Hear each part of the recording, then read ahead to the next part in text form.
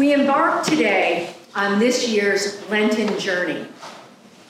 On Ash Wednesday, we are invited, in the name of the Church, to observe a Holy Lent by self-examination and repentance, by prayer, fasting, and self-denial.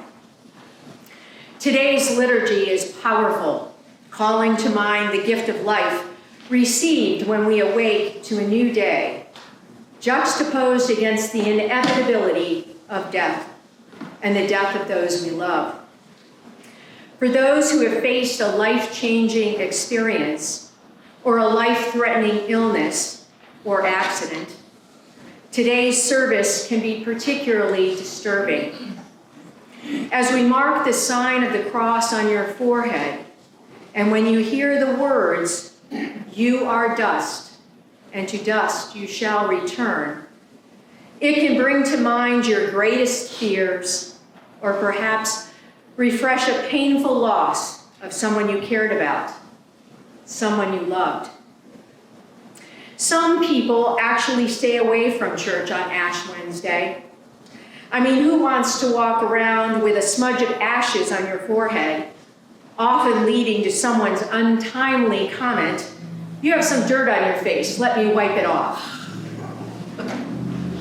And then, when we look towards the next 40 days, our attention seems to be unduly focused on the negative aspects of our lives, on the sins we carry each and every day.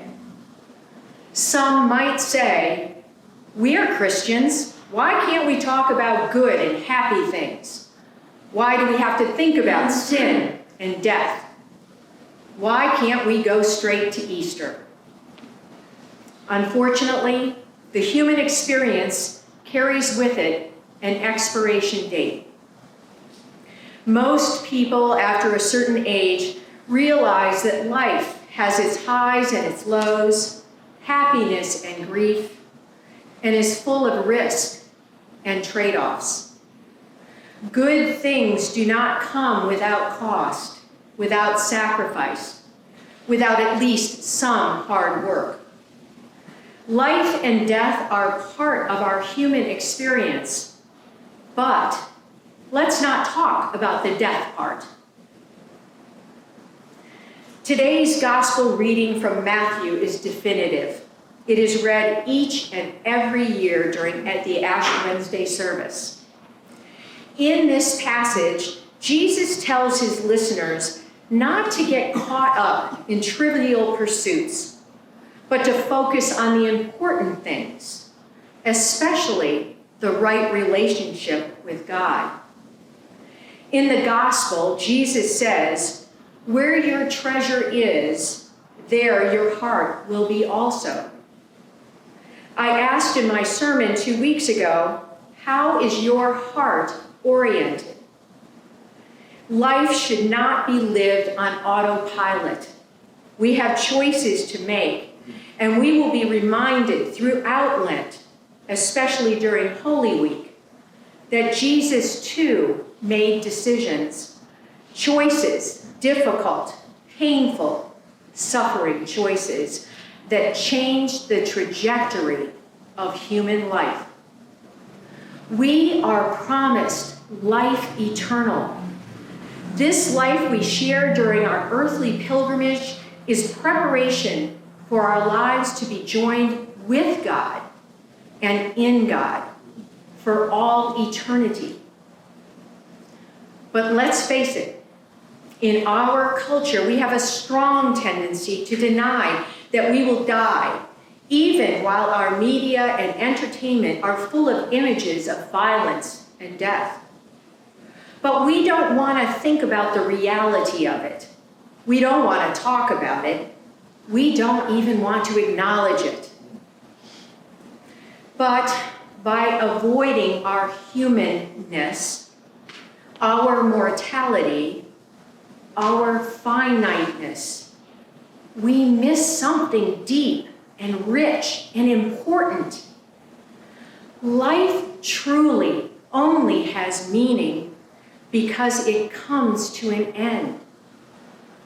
If we did not age, If we were all immortal, what would it matter if we sinned? What would it matter if we turned a blind eye to inequality and injustice? Tomorrow would always be available to right that wrong. As a healthcare chaplain, I see death and suffering each and every day. The tragedy of a motor vehicle collision that robs a family of their father. The unexpected diagnosis. The death of a child who has yet to even experience life. The Buddhist tradition teaches that we should live each day as if it's our last. It's really a tough practice to embrace, yet it teaches us where our priorities are, where our treasure is. That's the one thing about those who have faced a life-threatening illness learn the hard way. Once you have stood on the brink, things never, ever look the same again. The important things are brought into focus. It becomes easier to set aside trivial matters that consume the precious time you have left, however little or however much that time might be. Treasure is not only this precious life we have now, but also what we anticipate in the life to come. Ash Wednesday reminds us that there is no time to waste. We are called to know where our treasure is, where our hearts are. Often when we hear the gospel verse about treasure, our first inclination, it may be to think about money and possessions. But treasure is also time and people, and most especially our relationship with God. We cannot take this moment for granted. We should cherish those we love and those who love us. We should care for those who are struggling to survive. And we should treat this fragile island home called Earth with respect and reverence.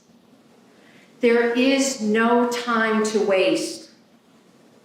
As resurrection people, the question is, how do we reorient ourselves as we draw ever closer to the cross? Today, and throughout the season of Lent, we are challenged to pay attention, because it all could be gone in one beat of the heart. It could all be gone in the time it takes to trace the sign of the cross on your forehead. We are all left with the same question. What will you pay attention to? Amen. Amen.